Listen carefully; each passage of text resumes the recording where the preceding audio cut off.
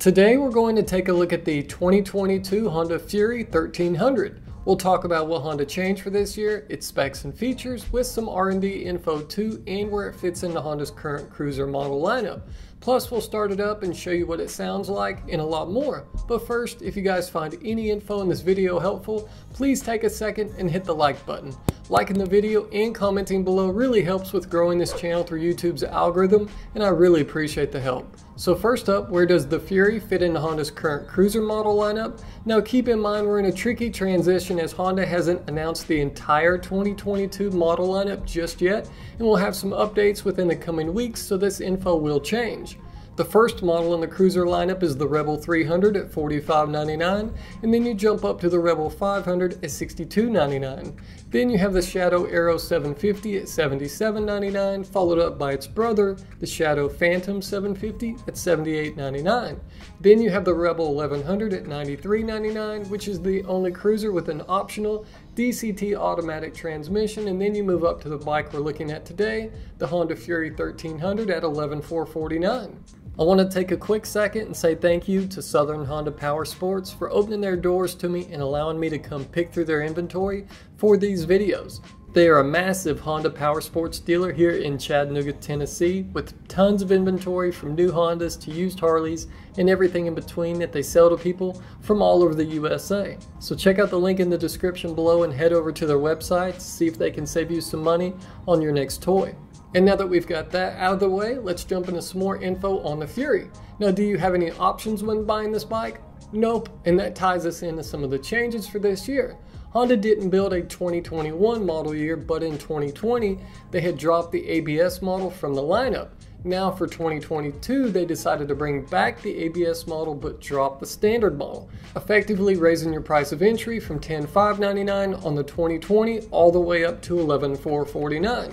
Now, none of us like price increases, but if you look at it this way, it's still priced less than what it was when it was introduced in 2010 at $12,999 and $13,999 for the ABS. We get to thank Honda's PPR, permanent price reduction, a few years ago for bringing it down to $99.99, but since then it has crept back up to where it's at now. So how about color options? Well, if you follow the Fury over the last few years, you know better than to ask that. You only have one color, and that's this pearl yellow, replacing pearl hawkseye blue from last year. I've got to say the color has grown on me a little bit because of the pearl in it, so it's not just school bus yellow, and when the light hits it just right, it really pops and reminds me of my first S2000 in Spa Yellow, but I'm not sure how I feel about yellow with a metallic silver frame tied in with the black and chrome accents, but what do you guys think? Now let's jump into the chassis and suspension. Honda put a lot into the development of this bike because it was at the time the first production chopper from a major manufacturer. Let's travel back in time for a second to the mid-2000s, a time when OCC was on TV among many other shows just like it. Choppers were hot and Honda wanted a piece of the pie. However, they wanted to do it in Honda fashion and make it not only easy to ride but also comfortable and something that would handle well and not take a football field to turn it around, even though it has the longest wheelbase out of any bike in the lineup, coming in at 71 inches. They started with a high tensile steel frame for the centerpiece with a high mount steering head and more rake than usual at 32 degrees. Paired up with a lot of open space between the frame and engine for that chopper styling. That's also why the seamless 3.4 gallon fuel tank is stretched out like it is, something that wasn't an easy task as they had to keep going back and forth with adjustments to allow the appropriate amount of steering clearance when the front wheel is turned from stop to stop.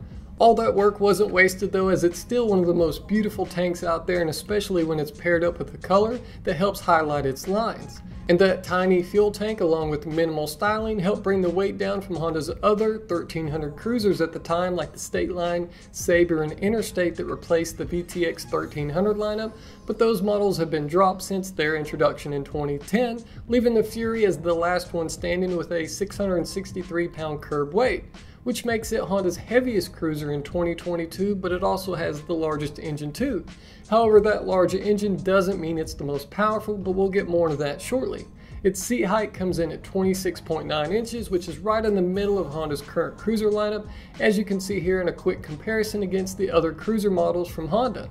Now when it comes to suspension, up front you have an extended 45mm telescopic fork that is not adjustable, and it brings in 4 inches of travel. While out back it may look like a rigid hardtail design, but hidden under there is a single shock with an aluminum swing arm helping bring in 3.7 inches of travel, and unlike the front, it is adjustable to where you can dial in rebound damping and spring preload too. And next up we'll get into the brakes, and like we mentioned earlier, this bike comes standard with Honda's anti-lock braking system, ABS. And that's why you see all of these lines cluttering up what would normally be a nice and clean open space.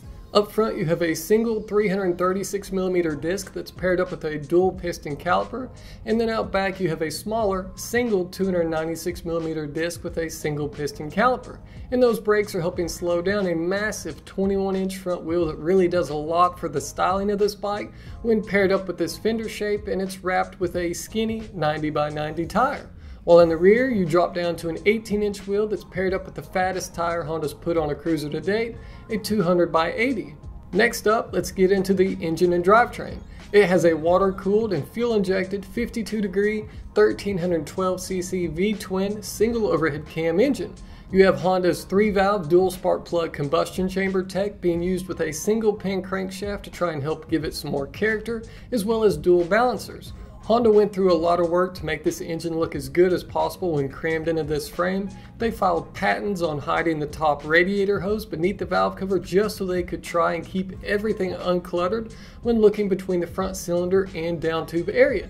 And sadly, all that work goes out the window though, with all of the ABS lines adding nothing but a mess in there and taking away that clean look that they worked so hard for. Now what does all this equal out to when it comes to performance numbers? She's pumping out 67 horsepower at 4,250 RPM with 78.9 foot-pounds of torque at 2,250 RPM. And if that horsepower number sounds a little lackluster for an engine of this size, it's because it is. But most people don't buy this type of bike based on performance numbers. Now when it comes to fuel economy, Honda doesn't advertise them anymore, but when they did, it was rated at 45 miles per gallon, and paired up with a 3.4 gallon tank, you'll have a range of about 150 miles in a perfect world before you're pushing it. And helping you put that power to the ground is a 5-speed transmission that's connected to a shaft drive setup, so you don't have to worry about the maintenance of a chain or a belt. And speaking of maintenance, thankfully there's not much to it, as you can see here from the maintenance schedule in the owner's manual. Now let's start it up and show you guys what it sounds like, and then we'll come back for a few more things.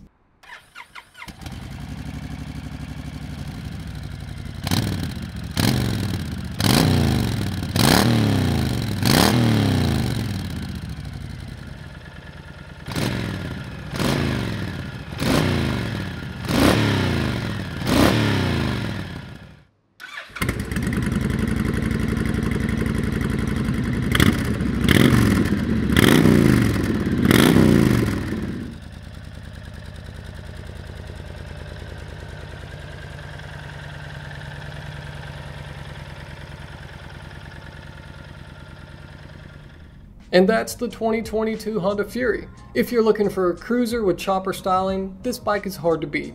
Could it stand to see some updates in certain areas that are a little dated? Oh yeah, as this bike hasn't really been touched aside from color options and from pulling the passenger seat and pegs off back in 2016, and I wouldn't really call that an improvement by any stretch of the imagination.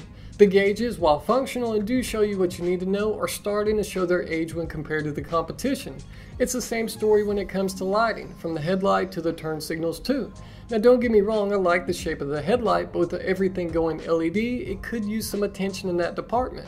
We don't have to go ham and throw all kinds of electronics at the bike, as this style of bike is meant to be simple, so we don't need different drive modes or traction control and so on. But I feel like they could make some subtle changes to this platform and really bring it to the next level. I think they nailed it when it comes to the overall styling and platform. We just need some fine tweaks here and there, but what do you guys think? What are your thoughts on the Fury? And what would you like to see Honda change next to bring it into the modern era, because its sales have been lackluster for quite some time now? Or do you think the chopper fad is over and it's time for Honda to give this bike the axe and move on to something else? Let me know what you guys think down in the comments section below, and I'll be joining in on the conversation too. But that's a wrap for this one, guys. Thanks again for watching and supporting all of this. I really appreciate it, and we'll see you in the next one.